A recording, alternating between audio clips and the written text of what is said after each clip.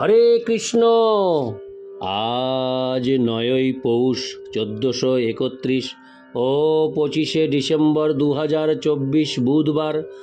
আজ আমি ভাগবতম পাঠ করছি। শ্রীমদ্ ভাগবতমের 3য় স্কন্দ 16 অধ্যায়। বৈকুণ্ঠের 2 দ্বারপাল জয় ও বিজয়কে ঋষিদের অভিশাপের শ্লোক 23 থেকে 26। ওং নমো ভগবতে বাসুদেবায়। ওং নমো ভগবতে বাসুদেবায়। ওং নমো ভগবতে বাসুদেবায়। শ্লোক 23। ন তং দ্বিজোত্তম কুলং যদি হাত্ত গোপং গোপ্তা বৃষ স্বর্ণনেন স সুনৃতেন তর্হেব নংক্ষত্তি শিবস্তব দেব পন্থা লোকহগ্রহীষ্য দৃশ ভস্য হি তৎপ্রমাণম।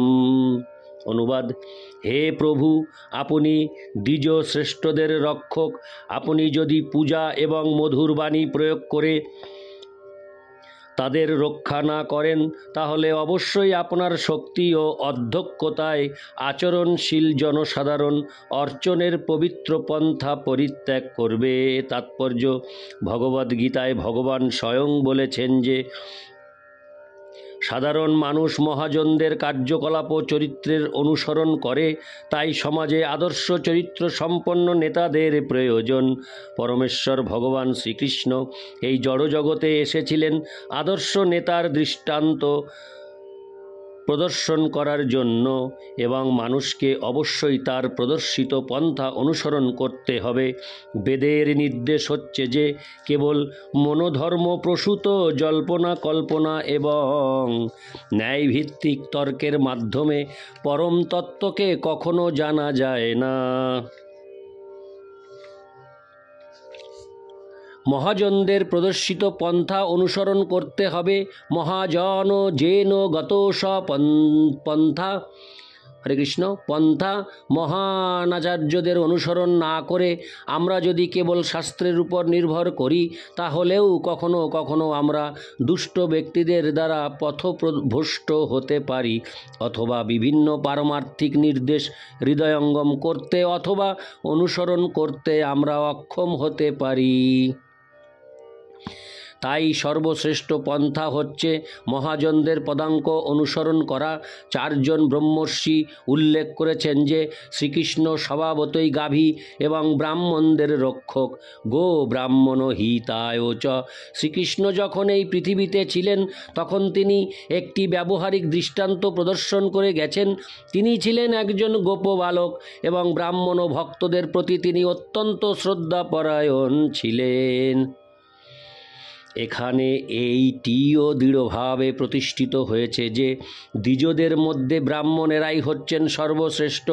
ব্রাহ্মণ, ক্ষত্রিয় এবং বৈশ্য এরা সকলেই দ্বিজ, কিন্তু তাদের মধ্যে ব্রাহ্মণেরা হচ্ছেন সর্বশ্রেষ্ঠ। যখন 2 জন মানুষের মধ্যে লড়াই হয়, তখন তারা উভয়েই তাদের দেহের উপরের অঙ্গ মস্তক, বাহু এবং উদর রক্ষা করার চেষ্টা করে। তেমনি মানব সমাজের প্রকৃত উন্নতি সাধনের জন্য সমাজরূপ শরীরের সর্বশ্রেষ্ঠ অঙ্গ ব্রাহ্মণ, ক্ষত্রিয় এবং বৈশ্যদের বুদ্ধিমান শ্রেণীর মানুষ, সামরিক শ্রেণী এবং ব্যবসায়ী সম্প্রদায় বিশেষভাবে রক্ষা করতে হবে। শ্রমিকদের রক্ষার ব্যাপারেও অবহেলা করা উচিত নয়, তবে উচ্চ বর্ণগুলিকে বিশেষভাবে রক্ষা করতে হবে। সমস্ত শ্রেণীর মানুষদের মধ্যে ব্রাহ্মণ এবং বৈষ্ণবদের বিশেষভাবে সংরক্ষণ করা উচিত, তাদের পূজা করা উচিত। তাদের যখন সংরক্ষণের ব্যবস্থা করা হয়, তখন তা ঠিক ভগবানকে পূজা করার মতো। সেইটি প্রকৃত পক্ষে সংরক্ষণ নয়, সেইটি একটি কর্তব্য। সব রকম দান ও মধুর বাক্যের দ্বারা ব্রাহ্মণ ও বৈষ্ণবদের পূজা করা উচিত, এবং কারও যদি কোনো কিছু দান করার সামর্থ্য না থাকে, তাহলে অন্তত মিষ্ট বাক্যের বাক্যের দ্বারা তাদের সন্তুষ্টি বিধান করতে হবে। ভগবান ব্যক্তিগতভাবে কুমারদের প্রতি এই ব্যবহার প্রদর্শন করেছিলেন। নেতারা যদি এই ব্যবস্থার প্রচলন না করে তাহলে মানব সভ্যতা নষ্ট হয়ে যাবে। যখন পারমার্থিক জীবনে অত্যন্ত উন্নত বুদ্ধিমত্তা সম্পন্ন ভগবত ভক্তদের সংরক্ষণ করা হয় না এবং বিশেষভাবে তাদের আদর করা হয় না, তখন সম্পূর্ণ সমাজ বিনষ্ট হয়ে যায়। এখানে নংখতি শব্দটি ইঙ্গিত করে যে সেই প্রকার সভ্যতা দূষিত হয়ে যায় এবং নষ্ট হয়ে যায়। যে প্রকার সভ্যতার সুপারিশ করা হয়েছে তাকে বলা হয় দেবপথ। দেবতারা ভগবত ভক্তি বা কৃষ্ণ ভাবনামৃতের মার্গে সম্পূর্ণরূপে দৃঢ়তাপূর্বক অবস্থিত। এইটি সেই মঙ্গলময় মার্গ যা রক্ষা করা উচিত। যদি মহাজনগণ এবং সমাজের নেতাগণ ব্রাহ্মণ ও বৈষ্ণবদের বিশেষ শ্রদ্ধা প্রদর্শন না করেন এবং কেবল মধুর বাক্যই নয় উপরন্তু সব রকম সুযোগ সুবিধা প্রদান না করেন, তাহলে মানব সভ্যতার প্রগতির পথ লুপ্ত হয়ে যাবে। ভগবান ব্যক্তিগতভাবে সেই শিক্ষা দিতে চেয়েছিলেন এবং তাই তিনি কুমারদের এত প্রশংসা করেছিলেন। ইতি শ্লোক 23। শ্লোক 24।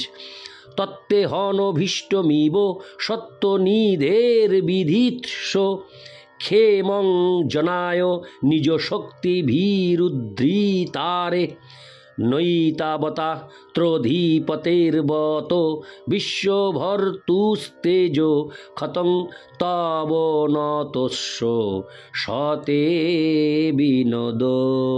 অনুবাদ: হে প্রভু, আপনি সমস্ত মঙ্গলের উৎস, তাই আপনি কখনো চান না যে মঙ্গলময় পদ বিনষ্ট হয়ে যাক। কেবল জনসাধারণের মঙ্গলের জন্য আপনার মহান শক্তির দ্বারা আপনি অশুভ তত্ত্বের বিনাশ সাধন করেন। আপনি ত্রিলোকের ঈশ্বর এবং সমগ্র বিশ্বের পালনকর্তা। তাই আপনি যখন বিনীতভাবে আচরণ করেন তখন তার ফলে আপনার প্রভাব ক্ষীণ হয়ে যায়। হরে কৃষ্ণ। তখন তার ফলে আপনার প্রভাব ক্ষীণ হয় না। পক্ষান্তরে এইভাবে বিনীত হওয়ার মাধ্যমে আপনি আপনার চিন্ময় লীলা প্রদর্শন করেন। তাৎপর্য: গোপবালক হওয়ার ফলে অথবা সুদামা ব্রাহ্মণ কিংবা নন্দ মহারাজ, বসুদেব মহারাজ, যুধিষ্ঠির এবং পাণ্ডবদের মাতা কুন্তী প্রভৃতি ভক্তদের শ্রদ্ধা প্রদর্শন করার ফলে ভগবান শ্রীকৃষ্ণের পদ গৌরব কখনো হ্রাস পায়নি। সকলেই জানতেন যে তিনি হচ্ছেন পরমেশ্বর ভগবান, তবুও তার ব্যবহার ছিল আদর্শ। পরমেশ্বর ভগবান হচ্ছেন সচ্চিদানন্দ বিগ্রহ। তার রূপ পূর্ণরূপে চিন্ময়, আনন্দময় ও জ্ঞানময় এবং তা নিত্য। যেহেতু জীবেরা তার বিভিন্ন অংশ, তাই তাদের স্বরূপে তারাও গুণগতভাবে ভগবানেরই মতো সচ্চিদানন্দময়। কিন্তু যখন তারা মায়া বা জড়া প্রকৃতির সংস্পর্শে আসে তখন তাদের প্রকৃত স্বরূপ আচ্ছাদিত হয়ে যায়। কুমারেরা ভগবান শ্রীকৃষ্ণের উদ্দেশ্যে যেভাবে তাদের প্রার্থনা নিবেদন করেছিলেন সেইভাবে তার আবির্ভাবের তত্ত্ব আমাদের হৃদয়ঙ্গম করার চেষ্টা করা উচিত।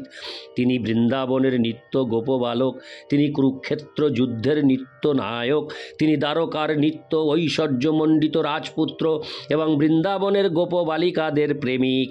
তার সমস্ত আবির্ভাব অর্থপূর্ণ, কেননা যে সমস্ত বদ্ধ জীব পরমেশ্বর ভগবানের সঙ্গে তাদের সম্পর্কের কথা ভুলে গেছে তাদের কাছে সেইগুলি তার প্রকৃত স্বরূপ এবং বৈশিষ্ট্য প্রদর্শন করে। তাদের কল্যাণের জন্যই তিনি সব কিছু করেন। কুরুক্ষেত্রের যুদ্ধে শ্রীকৃষ্ণের ইচ্ছার দ্বারা এবং অর্জুনের প্রতিনিধিত্বে যে মহাশক্তি প্রদর্শিত হয়েছিল তারও প্রয়োজন ছিল, কেননা মানুষ যখন অত্যন্ত অধার্মিক হয়ে যায় তখন এই শক্তির প্রয়োজন হয়। সেই সূত্রে অহিংসা হচ্ছে ধূর্ততা। ইতি শ্লোক 24। শ্লোক 25। জং বানরদমোমধীশ ভবান বিদ্ধত্তে। হরে কৃষ্ণ। বিধত্তে বৃত্তিং নু বা তদনুমন্ন হি নির্বলিকম अस्मासु वा ज उचित ध्रियतां सदण्ड जेहो नागसौ वयोमोजुङ्खो हि क्लिम्बिषेण। অনুবাদ: হে প্রভু, এই দুইজন নিরাপরাধ ব্যক্তিদের অথবা আমাদেরও যে দণ্ডই আপনি দিতে চান তা আমরা নিষ্কপটে গ্রহণ করব। আমরা বুঝতে পেরেছি যে দুইজন নির্দোষ ব্যক্তিকে আমরা অভিশাপ দিয়েছি। তাৎপর্য: চতুষ্কুমার ঋষিগণ বৈকুণ্ঠের দুইজন দ্বারপাল জয় ও বিজয়কে যে অভিশাপ দিয়েছিলেন, এখন তারা তা প্রত্যাখ্যান করছেন, কেননা তারা এখন বুঝতে পেরেছেন যে যারা ভগবানের সেবায় যুক্ত তারা কোনো অবস্থাতেই অপরাধী হতে পারেন না। বলা হয় যে ভগবানের সেবায় যার অবিচলিত বিশ্বাস রয়েছে অথবা ভগবানের দিব্য প্রেমময়ী সেবায় যিনি প্রকৃতই যুক্ত, তার মধ্যে দেবতাদের সমস্ত সদ্গুণ রয়েছে। তাই ভগবদ ভক্ত সর্বদাই নির্দোষ। যদি কখনো ঘটনাক্রমে অথবা সাময়িকভাবে ভক্তের মধ্যে কোনো দোষ দেখাও যায়, তাহলে সেই সম্বন্ধে খুব বেশি গুরুত্ব দেওয়া উচিত নয়। এখানে জয় ও বিজয়কে অভিশাপ দেওয়ার জন্য ঋষিরা অনুতাপ করেছেন। এখন কুমারেরা রজ ও তমগুণের দ্বারা প্রভাবিত তাদের পরিস্থিতির কথা ভাবছেন এবং ভগবানের কাছ থেকে যে কোনো রকম দণ্ড গ্রহণ করতে তারা প্রস্তুত। সাধারণত ভক্তদের সহিত সঙ্গ করার সময় দোষ দর্শন করা উচিত নয়। ভগবদ্গীতাতেও প্রতিপন্ন হয়েছে যে সুদৃঢ় বিশ্বাস সহকারে যে ভক্ত পরমেশ্বর ভগবানের সেবা করেন, তাকে যদি মস্ত বড় ভুল করতেও দেখা যায়, তবুও তাকে সাধু বলে বিবেচনা করতে হবে। তার পুরনো অভ্যাসের ফলে তিনি কখনো কোনো অনুচিত কার্য করে ফেলতে পারেন, কিন্তু যেহেতু তিনি ভগবানের সেবায় যুক্ত, তাই তার সেই ভুল সম্বন্ধে খুব বেশি গুরুত্ব দেওয়া উচিত নয়। ইতি শ্লোক 25। শ্লোক 26। শ্রী ভগবানুবাচ এতৌ সুরে তর গতিং প্রতিপদ্য সদ্য সংরম্ভ সম্ভৃত সমাধ্যনুবদ্ধ যোগৌ ভুয়ো সকাশমুপস হরে কৃষ্ণ ভুয়ো সকাশমুপয়াসত্ত আশুযোব শাপ মৈব নিমিত্তস্তদবেত বিপ্রা। হরে কৃষ্ণ। অনুবাদ: ভগবান উত্তর দিলেন, হে ব্রাহ্মণগণ, আপনারা জেনে রাখুন যে আপনারা তাদের যে দণ্ড দিয়েছেন তা প্রকৃতপক্ষে আমারই দ্বারা নির্ধারিত, এবং তাই তারা অধঃপতিত হয়ে দৈত্যকুলে জন্মগ্রহণ করবে। কিন্তু ক্রোধের দ্বারা উৎপন্ন মনের একাগ্রতার দ্বারা তারা আমার সঙ্গে দৃঢ়ভাবে যুক্ত হবে এবং অচিরেই তারা আমার সকাশে ফিরে আসবে। তাৎপর্য: ভগবান উল্লেখ করেছেন যে ঋষিগণ তার দুই দ্বারপাল জয় ও বিজয়কে যে দণ্ডদান করেছিলেন তা তিনি নিজেই নির্ধারণ করেছিলেন। ভগবানের অনুমোদন ব্যতীত কোনো কিছুই হতে পারে না।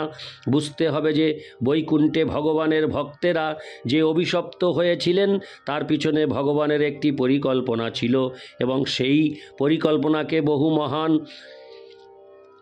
আচার্যগণ বিশ্লেষণ করেছেন। ভগবান কখনো কখনো যুদ্ধ করার ইচ্ছা করেন। যুদ্ধ করার এই ইচ্ছা ভগবানের মধ্যেও রয়েছে, তা না হলে যুদ্ধের প্রকাশ হয় কি করে?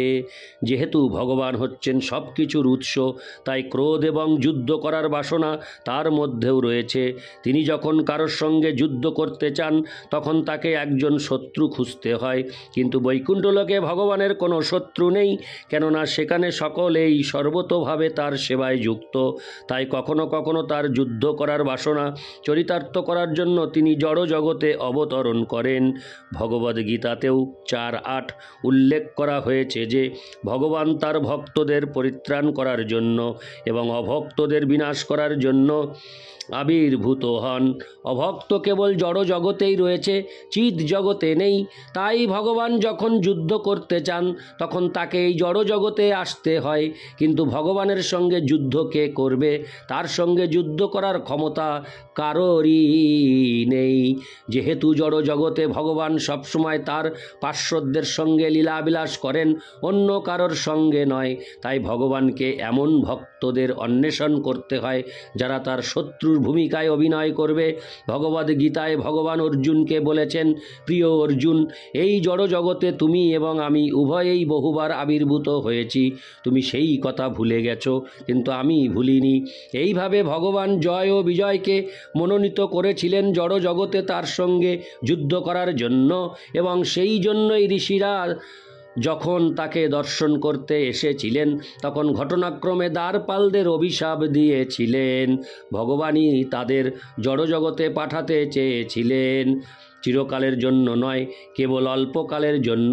তাই ঠিক যেমন রঙ্গমঞ্চে রঙ্গশালার মালিকের শত্রুর ভূমিকায় কেউ অভিনয় করে, যদিও তা কেবল ক্ষণকালের জন্য, এবং প্রভু ও ভৃত্যের মধ্যে কোনো রকম চিরস্থায়ী শত্রুতা নেই, তেমনি সুরজন ভক্তগণ ঋষিগণ কর্তৃক অভিশপ্ত হয়েছিলেন অসুরজন বা নাস্তিক পরিবারে জন্মগ্রহণ করার জন্য। একজন ভক্ত যে নাস্তিক পরিবারে জন্মগ্রহণ করেছেন তা আশ্চর্যের বিষয়, কিন্তু প্রকৃতপক্ষে তা কেবল অভিনয়। তাদের ছল যুদ্ধ শেষ হলে ভক্ত এবং ভগবান উভয়েই বৈকুণ্ঠ লোকে পরস্পরে মিলিত হন। সেই কথা এখানে স্পষ্টভাবে বিশ্লেষণ করা হয়েছে। আসল কথা হচ্ছে, চিৎ জগৎ ও বৈকুণ্ঠ লোক থেকে কারোরই অধঃপতন হয় না, কেননা তা হচ্ছে নিত্যধাম। কিন্তু কখনো কখনো ভগবানের ইচ্ছা অনুসারে ভক্তেরা প্রচারক রূপে অথবা নাস্তিক রূপেও এই জড় জগতে আসেন, কিন্তু আমাদের বুঝতে হবে যে উভয় ক্ষেত্রে এইটি ভগবানের পরিকল্পনা। দৃষ্টান্ত স্বরূপ বলা যায় যে বুদ্ধদেব হচ্ছেন ভগবানের অবতার, তবুও তিনি নাস্তিক্যবাদ প্রচার করেছেন। ভগবান বলে কিছু নেই, কিন্তু প্রকৃতপক্ষে তার পিছনে একটি পরিকল্পনা ছিল, যা শ্রীমদ্ ভাগবতে বিশ্লেষণ করা হয়েছে। ইতি শ্লোক 26। ওং নমো ভগবতে বাসুদেবায়। ওং নমো ভগবতে বাসুদেবায়। ওং নমো ভগবতে বাসুদেবায়। হরে কৃষ্ণ।